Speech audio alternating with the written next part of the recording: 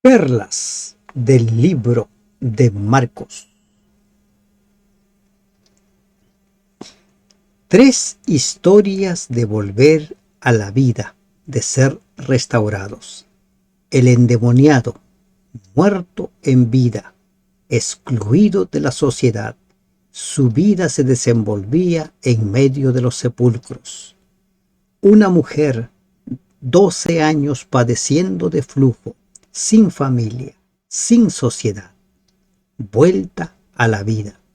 Y una niña de 12 años, literalmente muerta, vuelve a la vida. Hay quienes están muertos en vida, hay quienes han muerto literalmente, pero para todos Jesús tiene la solución. Te damos gracias, Dios, porque nos permites ingresar al estudio de las perlas del capítulo 5 del libro de Marcos. Dirígenos, Señor, en este estudio, que nuestro entendimiento, que nuestros ojos, que nuestros corazones sean abiertos por ti para entender y para aceptar tus verdades. En el nombre de Jesús te lo pedimos. Amén. Estimados hermanos y hermanas de esperanza, continuamos con nuestro estudio. ¿Cómo les va hasta aquí? Para algunos quizás les está resultando como reiterativo, pero si se dan cuenta, Marcos nos da detalles que no nos presenta Mateo. En la historia del Gadareno, del endemoniado Gadareno, Lucas y Marcos hablan de uno, mientras que Mateo habla de dos. Y quienes buscan algún pretexto para desacreditar la Biblia dicen, bueno, aquí hay una contradicción. Pero tal contradicción no existe. Es cuestión de cómo se escribe. Hoy precisamente escuchaba la carta misionera donde se decía que una persona era un formador de iglesias. Una persona, y se daba el nombre. Se dice que esta persona se caracterizaba por levantar, por plantar iglesias. Pero mientras yo recordaba cómo es que se planta una iglesia, una sola persona es imposible que plante una iglesia. Se necesita de todo un equipo. Si uno lo cuenta con el nombre de quien dirige ese grupo, si otro lo cuenta dando los nombres de todo el equipo, no hay ninguna contradicción. Por alguna razón, Mateo dice dos y Marcos y Lucas dicen uno, pero describen el mismo acontecimiento. Vinieron al otro lado del mar, a la región de los Gadarenos.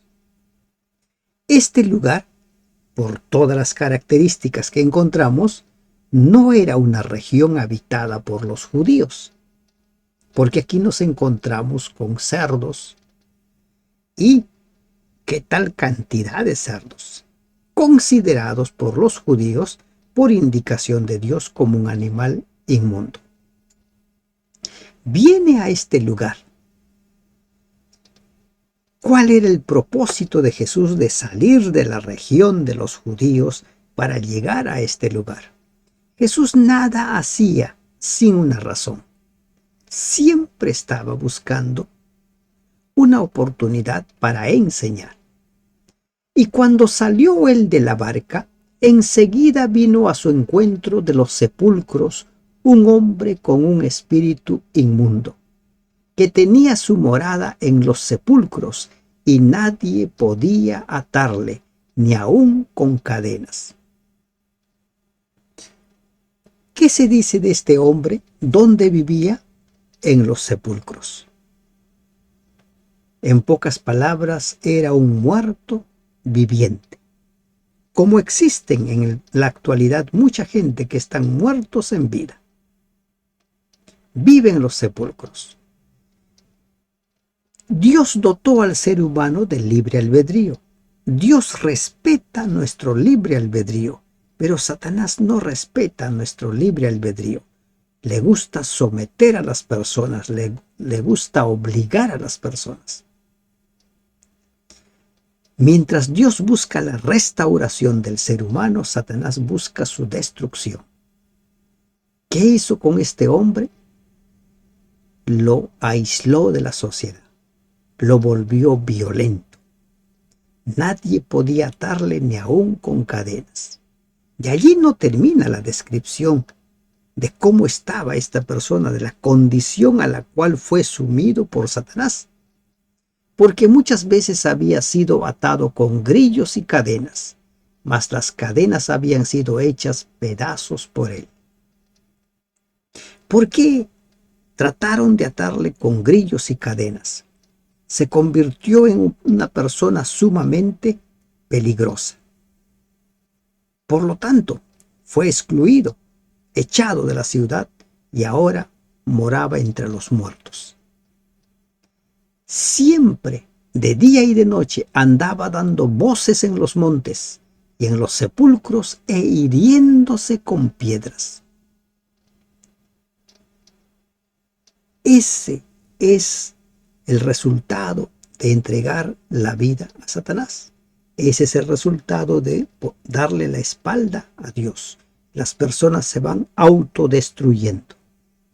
Mucha gente suele decir que los fines de semana es tiempo para divertirse.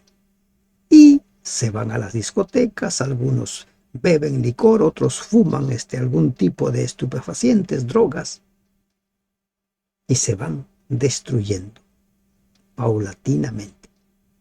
Es eso lo que hace Satanás con las personas. Lo mismo que hizo con este endemoniado. Pero este hombre no había dejado de existir. Si bien estaba poseído, él seguía vivo. Cuando vio pues a Jesús de lejos, corrió y se arrodilló ante él. ¿Quién impulsó a este hombre a correr donde Jesús y a arrodillarse ante él? No precisamente los demonios que lo poseían, sino la persona corre donde Jesús para pedir auxilio. Ese hombre que había sido prácticamente secuestrado por los demonios, desde lo más profundo de su ser clama por auxilio. Fue corriendo, pero después que él se postra, surgen las voces de los demonios, y clamando a gran voz dijo: ¿Qué tienes conmigo, Jesús, Hijo del Dios Altísimo? Te conjuro por Dios que no me atormentes. Opacó la voz del hombre y se oye la voz del demonio y dice: ¿Qué tienes conmigo, Jesús, Hijo del Dios Altísimo? Una vez más, los demonios confiesan la divinidad de Jesús. Los líderes religiosos no querían reconocer la divinidad de Jesús, pero los demonios confiesan su divinidad. Te conjuro por Dios que no me atormentes. ¿Qué tienes conmigo? Este hombre estaba poseído, y no por un solo demonio. Miren, volviendo al lenguaje, que dice: que no me atormentes. Aparentemente era uno, pero ¿qué es lo que dice? Porque le decía: sal de este espíritu inmundo, y le preguntó: ¿cómo te llamas? Y respondió diciendo: Legión me llamo, porque somos muchos. ¿Qué encontramos aquí? Unidad. Cuando a Jesús los líderes religiosos le dicen que echaba fuera con el poder de Belcebú, Jesús le dice: si Satanás está dividido, su reino pronto cae. Pero aquí, ¿qué dice? Que ellos estaban muy unidos, a tal punto que se presentan como uno a pesar de ser muchos. La unidad. Lo mismo que pide Jesús en el capítulo 17 de Juan para sus discípulos, que lleguen a ser uno. ¿Cómo te llamas? Legión me llamo, porque somos muchos. Habla como si fuera uno solo, pero son muchos, una gran legión. Y este término de legión viene de las tropas de los romanos. Una división del ejército romano que cuando estaba completa contaba aproximadamente con 6.000 infantes y 700 jinetes, o un total de 6.700 hombres. 6.700 demonios, pero uno solo dice: ¿qué tienes conmigo? Legión me llamo. Este hombre estaba prácticamente condenado a la muerte de la forma más miserable posible. Pero cuando vio a Jesús, corrió a pedir auxilio. Y cuando tú pides auxilio a Jesús, Jesús no te va a dar la espalda. Y le rogaba. Miren, ¿quién le rogaba? El demonio. Legión, el representante de los 6.700 demonios aproximadamente, si tomamos como referencia la legión romana. Y le rogaba mucho que no los enviase fuera de aquella región. Los demonios no pueden hacer nada que Dios no les permita hacer. Si hay dificultades y pruebas que Dios permite que se sucedan en tu vida, que Satanás te los haga, es porque Dios quiere conseguir algo en tu vida. Y jamás Dios va a permitir pruebas superiores a tus fuerzas. Primera de Corintios 10:13. Estaba allí cerca del monte un gran hato de cerdos paciendo. Un gran hato de cerdos paciendo. Muchos cerdos. Aunque algunos judíos criaban cerdos para comerciar con ellos, no se puede comprobar que los dueños de este hato eran judíos. Sin embargo, seguramente estaban absortos en su ocupación y sus negocios, indiferentes a las cosas espirituales. Y le rogaron todos los demonios diciendo: envíanos a los cerdos para que entremos en ellos. Pidieron permiso. En el gran conflicto entre Cristo y Satanás, Satanás puede ser muy poderoso frente a nosotros, pero ante Dios es un enemigo derrotado. Y ahora le piden permiso. Envíanos a los cerdos para que entremos a ellos. El propósito de Satanás era hacer que la gente de esta región se volviera contra el Salvador, pensando que él era responsable por la destrucción de su propiedad. El resultado inmediato parecía justificar los malos propósitos del diablo, pero el ministerio de los hombres transformados, que antes habían sido conocidos por todo el distrito como endemoniados, junto con la noticia del hato de cerdos que pereció en el mar, que confirmaba el relato acerca de los endemoniados, sirvieron como ninguna otra cosa podría haberlo hecho para que la gente de esa región se inclinara en favor de Jesús. El testimonio.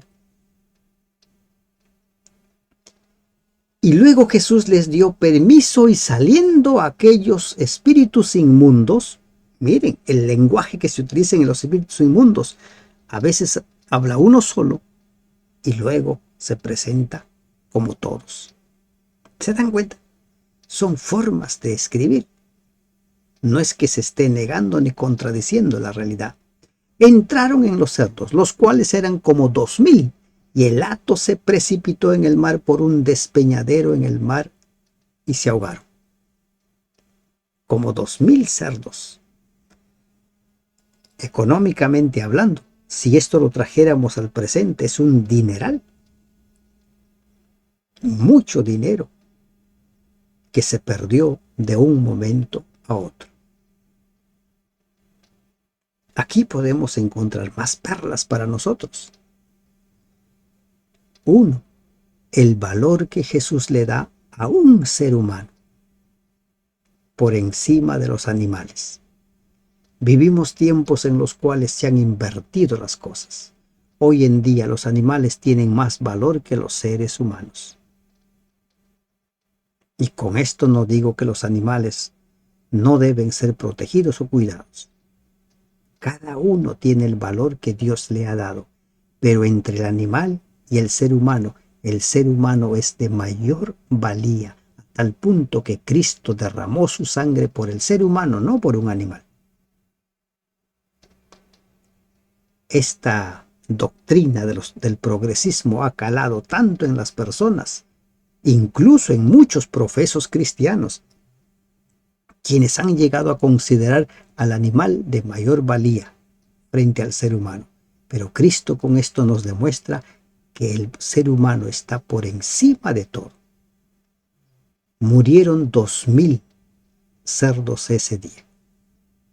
¿Se imaginan ustedes el escándalo que se armaría en los medios de comunicación si 2000 felinos o 2000 perros mueren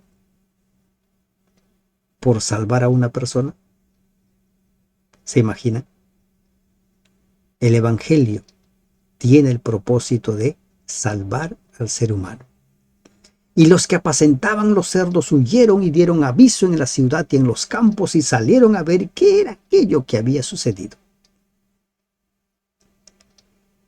Estaban alarmados, así como los líderes religiosos más se preocupaban por cómo destruir a Jesús en lugar de celebrar la sanidad, la restauración de los ciegos, de los mancos, de los leprosos y tantos otros. Estos hombres estaban preocupados por la pérdida. Fueron a dar aviso, supuestamente a los dueños.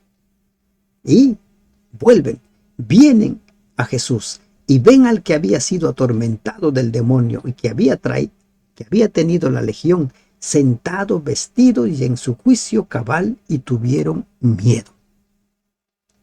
En lugar de alegrarse, en lugar de celebrar la sanidad, la restauración de este hombre, tuvieron miedo. Qué triste reacción de las personas. Y eso suele suceder hoy en día con mucha gente. Hay personas que entregan su vida al Señor y hay quienes están enojados. Mal bautismo, no se lo preparó y una serie de cosas por las cuales reniegan. Debe haber gozo en el corazón de las personas cuando alguien es restaurado. Pero aquí estos hombres se llenaron de miedo. ¿Y por qué? Porque tenían presente lo que había sucedido. La muerte de los cerdos, la condición anterior. Es eso lo que les preocupaba. Es como cuando nosotros estudiamos profecías y nos centramos en lo difícil, en lo terrible que va a ser, pero no nos centramos en la esperanza. Y les contaron los que lo habían visto, cómo le había acontecido al que había tenido el demonio y lo de los cerdos. Refirieron toda la historia y comenzaron a rogarle que se fuera de sus entornos. Esta elección dependió de consideraciones materiales. Preferían renunciar a cualquier bendición posible, tal como la curación de los endemoniados, para no sufrir más pérdidas de propiedades, de acuerdo con el consejo que él mismo había dado a los 12 cuando los envió a predicar y a sanar. Jesús no protestó, sino que se marchó. Muchos hoy día siguen el patético ejemplo de la gente de Gadara, temerosos de que la presencia del Salvador haga cambiar sus planes, temerosos de que la presencia del Salvador les produzca pérdidas materiales.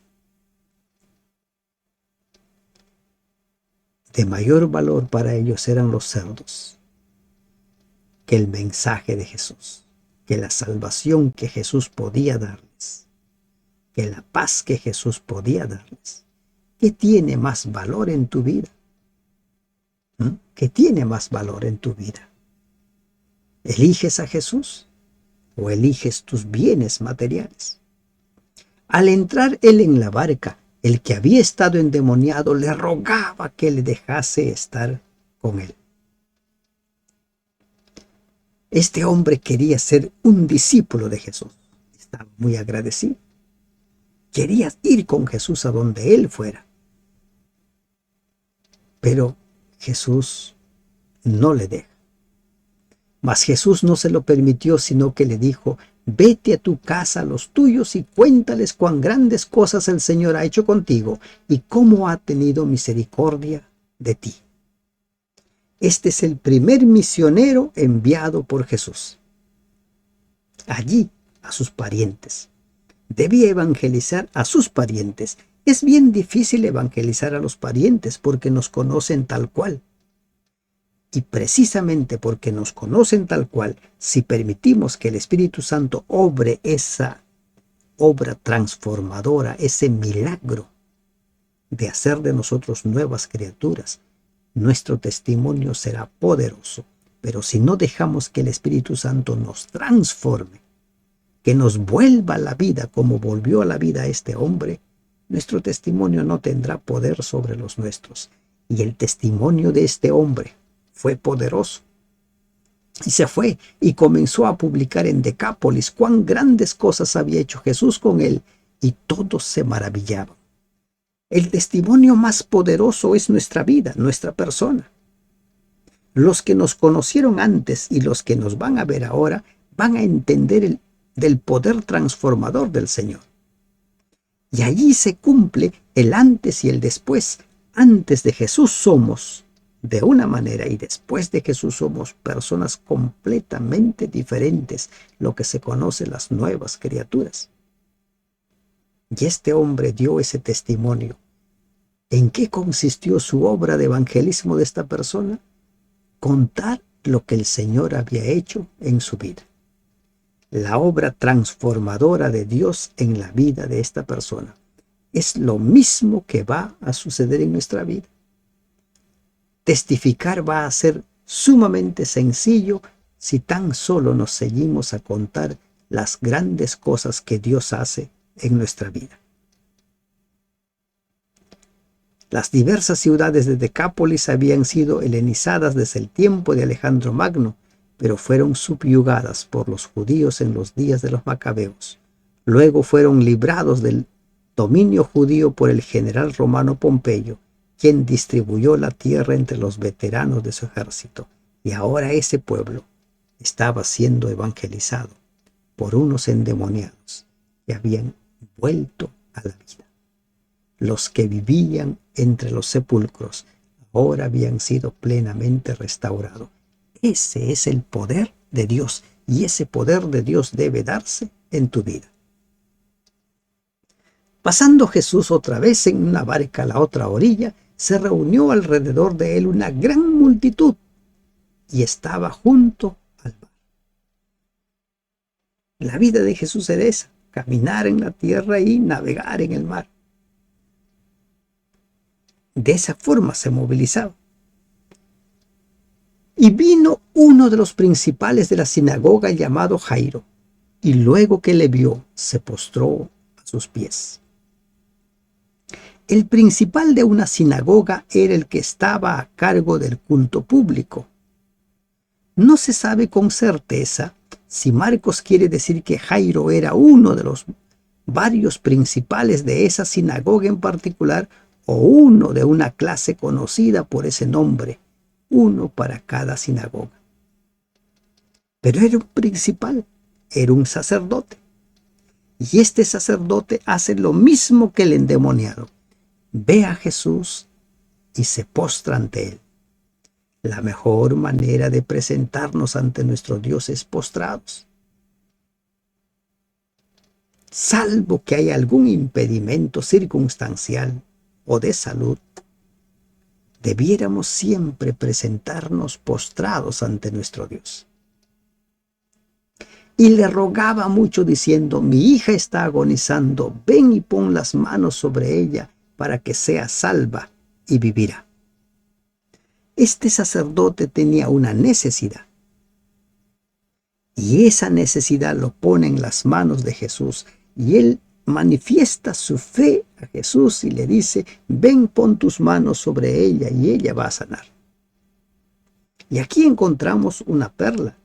Generalmente nosotros hacemos precisamente eso, generalizamos.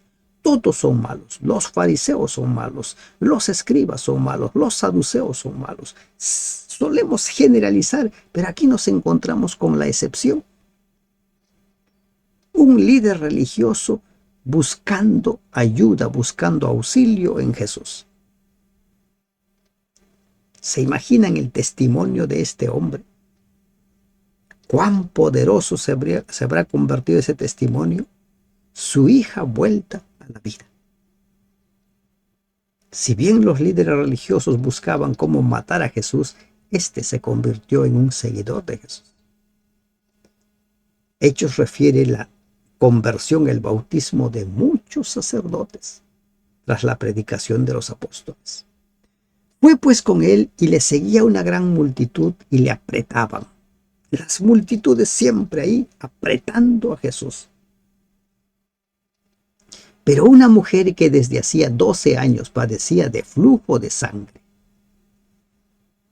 Padecer de flujo de sangre hacía que esta mujer ceremonialmente era considerada inmunda.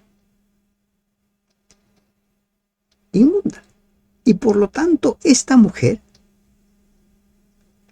ha perdido familia, ha sido expulsada de la sociedad, porque no podía estar en medio del campamento. No podía estar. 12 años. Y había sufrido mucho de muchos médicos y gastado todo lo que tenía y nada había aprovechado. Antes le iba peor. Buscó la solución a su problema en los médicos, en los seres humanos. Es eso lo que nosotros solemos hacer. Buscamos la solución de nuestros problemas en las instituciones, en las personas. Cuando oyó hablar de Jesús, vino por detrás de entre la multitud y tocó su manto. Como ya no tenía dinero, ya no podía pagar a los médicos. ¿Y ahora qué hago? Escuchó de Jesús, aprendió de Jesús y puso su mirada en Jesús. Él es el único que puede salvar. Y ella define la estrategia de cómo acercarse a Jesús. Hemos visto ya en capítulos anteriores cuando Jesús sana multitudes, algunas personas decían sanarse con tan solo tocar el manto de Jesús. Quizás ella escuchó algo de estas historias, quizás, y ahora ella decide acercarse a tocar el manto de Jesús. Y tocó su manto. Ese toque de esta mujer era un toque de fe. Y para tocar el manto de Jesús, esta mujer ha tenido que hacer lo imposible, porque había multitudes alrededor de Jesús. Porque una mujer ceremonialmente inmunda no podía tocar a las demás personas. Si tocaba a las demás personas, los volvía también ceremonialmente inmundos. ¿Cómo ha hecho esta mujer para acercarse a Jesús, pero llegó a tocar el manto de Jesús? ¿Se dan cuenta? No hay nada que pueda impedir que lleguemos a Jesús si en verdad queremos buscar a Jesús, si en verdad queremos llegar a Jesús. Porque decía, si tocare tan solamente su manto seré salva. Y enseguida la fuente de su sangre se secó y sintió en el cuerpo que estaba sana de aquel azote. Si tan solo toco, me voy a sanar. El toque que proporcionó curación a la mujer habría sido considerado por los rabinos como una causa de impureza ritual para Cristo, porque no se podía tocar. Pero cuando tocó a Jesús, esta mujer halló sanidad, y la sanidad fue inmediata. ¿Cómo aprendió a desarrollar fe esta mujer? ¿Cómo? La necesidad le llevó a aprender a desarrollar fe en Jesús. Escuchó y creyó en Jesús. Luego Jesús, conociendo en sí mismo el poder que había salido de él, volviéndose a la multitud, dijo: ¿Quién ha tocado mis vestidos? Había una gran multitud, muchos tocaban a Jesús, como le dicen sus apóstoles: ves que la multitud te aprieta y dices, ¿quién me ha tocado? Parece burla lo que estás haciendo, parece broma lo que estás diciendo.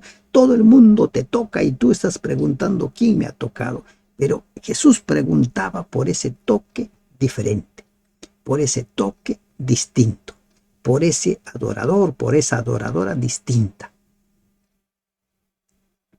Cientos van a las iglesias o miles van a las iglesias, pero muy pocos van con ese toque de fe. Muy pocos van con esa desesperación de tocar el manto de Jesús como esta mujer. Muy pocos sienten hambre de Jesús, de la palabra de Jesús. La gran mayoría acude a las iglesias porque se acostumbraron, porque no hay nada que hacer. Pero esta mujer iba porque necesitaba de Jesús, necesitaba tocar el manto de Jesús. Ese toque diferente, ese toque de fe es el que nosotros necesitamos aprender a desarrollar. Cientos tocándole. Y él pregunta, ¿quién me ha tocado? Pero él miraba alrededor para ver quién había hecho esto. Los discípulos habrán seguido preguntándose, ¿pero qué hace? ¿Qué hace? Los pensamientos de Dios no son nuestros pensamientos. Las cosas como ve Dios no son las cosas como nosotros vemos. Nosotros no vemos las cosas como Dios ve. ¿Se dan cuenta? No es lo mismo. No es lo mismo. Entonces la mujer, temiendo y temblando, sabiendo lo que en ella había sido hecho, vino y se postró delante de él y le dijo toda la verdad. Ella confesó qué estaba sucediendo y qué había sucedido en su vida. Temiendo. Quizás tenía una serie de pensamientos allí, supuestos, que le hicieron temblar. Y nosotros temblamos por lo que pensamos. Pensamos que nos va a responder mal, que nos va a tratar mal, que nos va a decir no, que no nos va a aceptar. Y le contó toda la verdad. Tras escuchar a esta mujer, Jesús le dice, hija, tu fe te ha hecho salva. Ve en paz, queda sana de tu azote. Jesús reitera la sanidad para mostrarle que el poder viene de Él, no viene del manto. Para mostrarle que Él es quien sana, no el manto. El manto es un instrumento. Los seres humanos podemos ser instrumentos de salvación, instrumentos para llamar a las personas, instrumentos para dar paz, para dar tranquilidad, para dar sanidad, pero solo somos eso, somos como el manto, solo somos instrumentos. El poder viene de Dios. Más tarde Pedro y Juan, cuando empiezan a predicar, cuando hacen milagros, cuando sanan al paralítico, dicen, el poder es de Dios. En el nombre de Jesús se han producido este milagro. Y a la mujer le queda claro que es Cristo quien le está sanando, no el manto. Vivimos tiempos en los cuales la gente habla del manto milagroso, del lapicero milagrosa, la rosa milagrosa, la astilla milagrosa, una serie de cosas milagrosas, pero no hay nada milagroso, el único milagroso es Dios. Mientras él aún hablaba, vinieron de casa del principal de la sinagoga diciendo, tu hija ha muerto, ¿para qué molestas más al maestro? La mujer estaba contenta, estaba gozosa porque había recuperado la salud, había vuelto a la vida. Una mujer excluida, separada de su familia, de su sociedad, de su pueblo, ahora era restaurada plenamente, estaba gozosa. Y mientras ella celebraba, mientras ella disfrutaba su sanidad, su salud, viene la noticia para Jairo. ¿Cuál es la noticia para Jairo? Tu hija ha muerto. ¿Para qué molestas más al maestro? Pero Jesús, luego que oyó lo que se decía, dijo al principal de la sinagoga: no temas, cree solamente. Donde hay temor hay poca fe. La fe expulsa el temor. La fe de Jairo había sido suficientemente fuerte como para que no le fuera difícil creer que Jesús podía sanar a su hija. Ahora se vio instado a poner en acción una fe todavía mayor, fe en que aún podría ser vencido el poder de la muerte. Cuando el temor sea una obsesión en nuestra alma y se mofe de nuestra débil fe, hagamos como Jesús le ordenó a Jairo: creamos. Solamente pues al que cree, todo le es posible. No temas. Jairo buscó un milagro, sanidad para su hija, pero ahora estaba muerta. ¿Cuál habrá sido la reacción de Jairo en ese momento? Escuchar que su hija está muerta. Solo los que han perdido un hijo o una hija podrán entender vagamente lo que Jairo sintió, porque cada persona siente de forma particular sus pérdidas. Y no permitió que le siguiese nadie sino Pedro, Jacobo y Juan, hermano de Jacobo. Pedro, Jacobo y Juan. Este es el primer caso en el cual estos tres fueron elegidos de entre los 12 para compartir con Jesús alguna de las experiencias más íntimas de su vida en la tierra. Tal vez en este caso la habitación era demasiado pequeña, pero Él los separó a esos tres, y de allí en adelante vamos a ver a estos tres siendo testigos de cosas maravillosas, cosas grandiosas en el ministerio de Jesús. Estos tres vieron a Jesús transfigurado. Estos tres acompañaron a Jesús allí en el Getsemaní. Esos tres. Y vino a casa del principal de la sinagoga y vio el alboroto y a los que lloraban y lamentaban mucho, y entrando les dijo: ¿por qué alborotáis y lloráis? La niña no está muerta, sino duerme. Lo que Jesús dice era inconcebible. La niña no está muerta, sino duerme. Y la gente empezó, dice, a burlarse. La primera muerte es comparada por la Biblia como el sueño, del cual todos vamos a despertar, buenos o malos, justos o impíos, con la diferencia de 1000 años. Y entonces ellas, cuando escuchaban, dice, se burlaban de él. Mas él, echando fuera a todos, tomó al padre y a la madre de la niña y a los que estaban con él, y entró donde estaba la niña. Toma a los parientes de la niña, a sus padres. ¿Qué significa esto? ¿No? ¿Hay algo que quiere enseñarnos Jesús con el hecho de que toma a los padres y a sus discípulos? Jesús no tenía una sola forma de sanar, tenía muchas formas de sanar. Y aquí nos muestra sobre la necesidad de que algunas personas vean lo que va a suceder para que crean. Y estos padres vieron allí a su hija, estaba muerta. Los discípulos vieron allí a la niña estaba muerta. Y tomando la mano de la niña le dijo: Talita cumi, que traducido es: niña, a ti te digo, levántate. Y luego la niña se levantó y andaba, pues tenía 12 años, y se espantaron grandemente. Cuando Dios creó a Adán, sopló aliento en su nariz, y Adán vivió. Cuando Jesús va a levantar de entre los muertos a esta niña, porque estaba muerta, solo le dice: niña, a ti te digo, levántate. No sopló. ¿Qué nos muestra esto? Que Jesús es vida. Su palabra es vida. Su palabra trae vida. Y luego la niña se levantó y andaba, pues tenía 12 años, y se espantaron grandemente. ¿Qué sucede aquí? Poder sobre la muerte. Dios tiene la solución al problema de la muerte. La paga del pecado es la muerte, pero Dios tiene esa solución. Pero Él les mandó mucho que nadie lo supiese y dijo que se les diese de comer.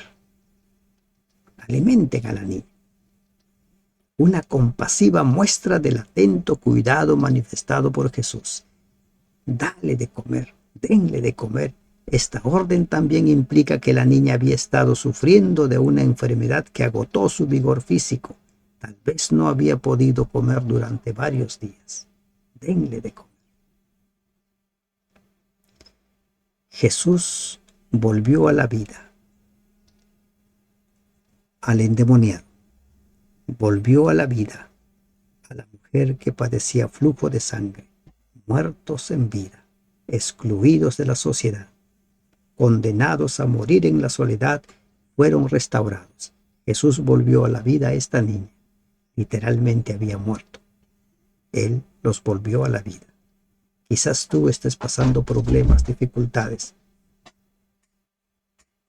El Señor te ofrece